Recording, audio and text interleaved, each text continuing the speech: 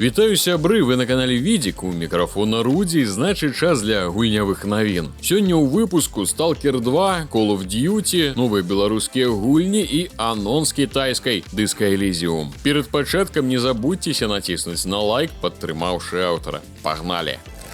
Stalker 2 зноў перанеслі. Цяпер дата рэліза Heart of Chernobyl адсунулася ажно да 20 лістапада. Аб'яву суправадзілі новым кароткім трэйлерам з назвай «Што, зноў?». Распрацоўшчыкі разумеюць, што гульцы стаміліся чакаць шутер, але дадатковы час дасць ім магчымасць выправіць больш багаў. 12 жніўня таксама выйдзе падрабязнае відэа па гульні, у якім пакажуць праходжанне аднаго квеста, а таксама інтэрв'ю з распрацоўшчыкамі. Аўтары кажуць, што ролік дасць гульцам зразумець, як Stalker 2 выглядае і адчуваецца зараз. Раней рэліз павінен быў адбыцца 5 верасня, гульню чакаем на ПК і Xbox, таксама ў Game Pass. У Беларусі, на жаль, недаступна.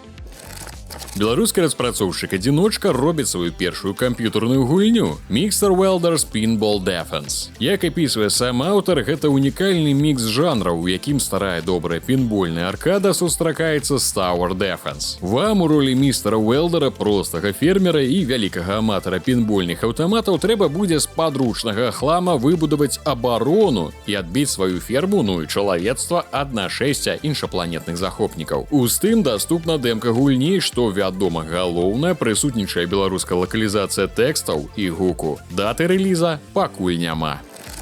Зусім нядаўна Microsoft дадала Call of Duty Modern Warfare 3 у Game Pass. Гульня стала першай часткай серыі шутараў, якая з'явілася ў падпісцы. Лічыцца, што неўзабаве з'явіцца і папярэднія часткі. Пры жаданні можна загрузіць толькі кампанію, кліент для шматкарыстальніцкай гульні альбо каралеўскую бітву Warzone. Гэта не Modern Warfare 3 з 2011 года і нават не рэмастар, а цалкам новая гульня 2023 з старымі персанажамі і такой жа назвай. Праўда, замест арабскіх лічбаў у неймінгу выкарыстоўваюць лацінскія. У сюжэце зноў ёсць тэрарыстычныя тэрарысты і геройскія героі Прайс, Соуп і Гоуст. Пагуляць у гэта могуць ужо зараз падпісчыкі тарыфаў Game Pass, кансоль, ПК і Ultimate.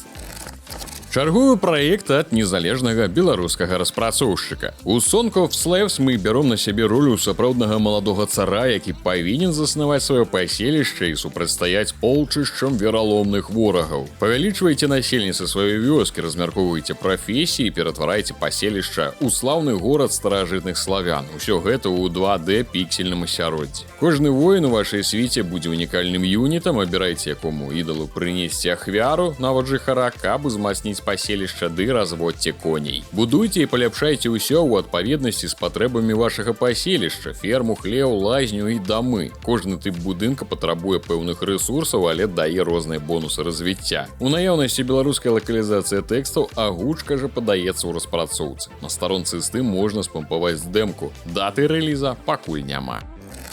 З'явілася дата рэліза жудаснага Зоохозіс. Галоўным героем гульні, пра якую ўжо згадвалі раней на відзіку, стане начны наглядчык таямнічага заапарка, які заступіў на сваю першую змену. Першапачатковы геймплей будзе падобны на сімулятар па доглядзе за жывёламі, аднак з часам ператворыцца ў паўнавартасны сурвайвал-хорор. Пратаганісту трэба сутыкнуцца з відазмененымі і агрэсіўнымі звярамі, што сталі ахвярамі невядомага паразіта. Каб выжыць, работніку давядзецца ўзяць пробы ў здаровых асобін, стварыць вакцыну і вылечыць заражаных. Атрымаецца сустрэць зебраў, жыраф, кенгуру, пінгвінаў, бегемотаў і іншых. У гульні будуць вялікія змрочныя лакацыі з магчымасцю перамяшчацца паміж імі на спецыяльным цягніку, а дзеянні галоўнага героя паўплываюць на развіццё падзей і канцоўку. Іх будзе некалькі як добрых, так і кепскіх. Рэліз адбудзецца 23 верасня на ПК. Старонка Steam у Беларусі даступна.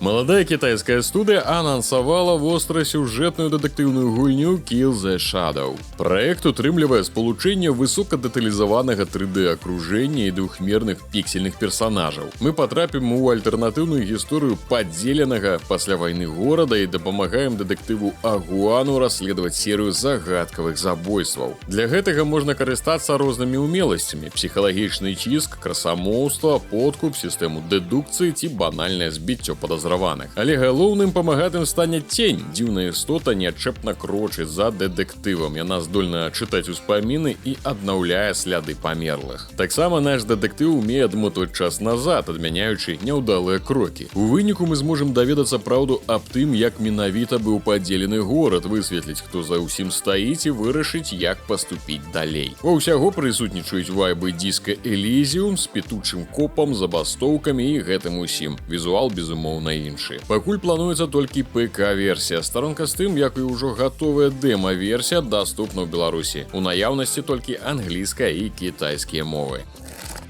Компания Mirror & Co. анонсавала экшн-рогалік Dark Light Survivor. Цёмная бездань выпусціла на волю жудасных істот, якія знішчылі чалавецтва і расчапілі мясцовы мультысусвет. Нешматлікія выжыўшыя сабралі прывідны цягнік, здольны перамяшчацца паміж рэальнасцямі. Задача галоўнага героя – збіраць энергію, каб цягнік працягваў шлях і ўрэшце рэшт прыбыў легендарны Элізій. Нешта навярцелі яны, канешне, будь здароў. Існуе платформер у гэтым жа сеттынгу, выходзячы з назвы і спасылкі са старонкі з тым. Пратаганісту давядзецца мець справу з небяспечнымі стварэннямі, што лагічна. Перамагчы іх дапамогуць апгрэйды для зброі і брані. Сутычкі разгорнуцца сярод разнастайных дэкарацый ад таямнічых лясоў да пастапакаліптычных развалін. У працэсе можна будзе пераключацца паміж класічнай для сурвайвалаў ізаметрыі і відам ад трэцяй асобы з-за пляча. Дата рэліза адзінай пакуль ПК-версіі невядома. Старонка ў Беларусі даступна.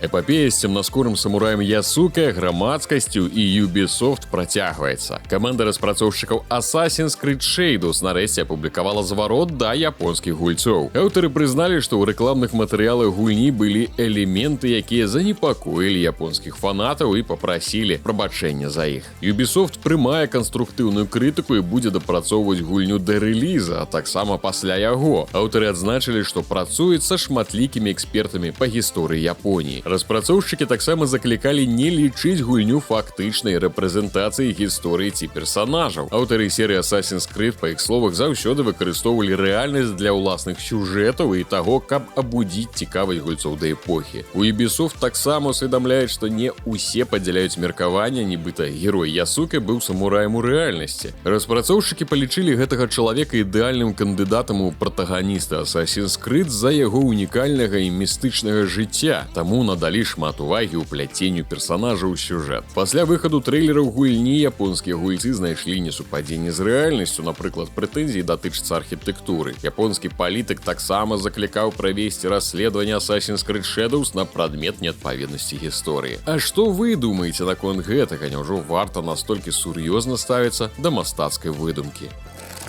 На тыдні выйшла Earth Defense Force 6, вельмі падобная на Helldivers, хоць і з багацейшай гісторыяй, нават калі проста лічыць па шасцёрцы ў назве. Але геймеры ў тым сутыкнуліся з даволі дзіўным патрабаваннем уваходу ў Epic Games Store для онлайн-гульні. Мінімум, такая інфармацыя не была даведзена да геймераў перад набыццём. Ну і па-другое, які яшчэ Epic, алло? Вядома, гульцы былі не ў захапленні ад гэтага і зараз жа пачалі пісаць розныя непрыемнасці і паменшылі ўзровень рэцэнзій да мяшаных. Распрацоўшчык Sandlot адрэагаваў на негатыўную рэакцыю і напісаў: каманда разглядае і плануе змены ў спецыфікацыі, якія патрабуюць увахода ва ўліковы запіс Epic Games. Ніякіх графікаў на гэты конт прадстаўлена не было. Такое ў тым, мякка кажучы, дзіўна, але не беспрэцэдэнтна. Ёсць гульня Bigfoot, што раней патрабавала ўліковы запіс эпікаў, праўда, гэта потым выправілі. Earth Defense Force 6 – апошняя частка серыі, дзе нам, як і ў пякельных дайверах, трэба мясіць бясконцую колькасць іншапланетных жукоў і істот, якія імкнуцца знішчыць нашу планету.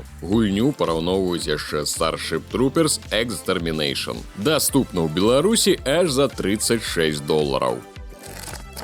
А цяпер пяройдзем да рэлізаў тыдня. Aspyr Media рэаніміравала яшчэ адну класічную гульню па зорных войнах ад LucasArts. Прыгодніцкі экшн Star Wars Bounty Hunter, свайго роду пралог да атакі клонаў. Гульня дэбютавала ў 2002 годзе на PlayStation 2. Зараз жа графіку крыху прапампавалі, і на 2024 год яна падыдзе толькі для зацятых аматараў. Дарт Тыранус наймае ўзброенага да зубоў збоў паляўнічага загаловамі для забойства цёмнага джедая Камары Воса, у выніку чаго Фэт абзаводзіцца караблём РАП-1, знаёміцца з калегамі па цэху і становіцца прататыпам клонаў. Star Wars Bounty Hunter выйдзе на ПК, кансолях бягучага і мінулага пакаленняў і Nintendo Switch 1 жніўня. У Беларусі недаступна. Польшча 82 злотых.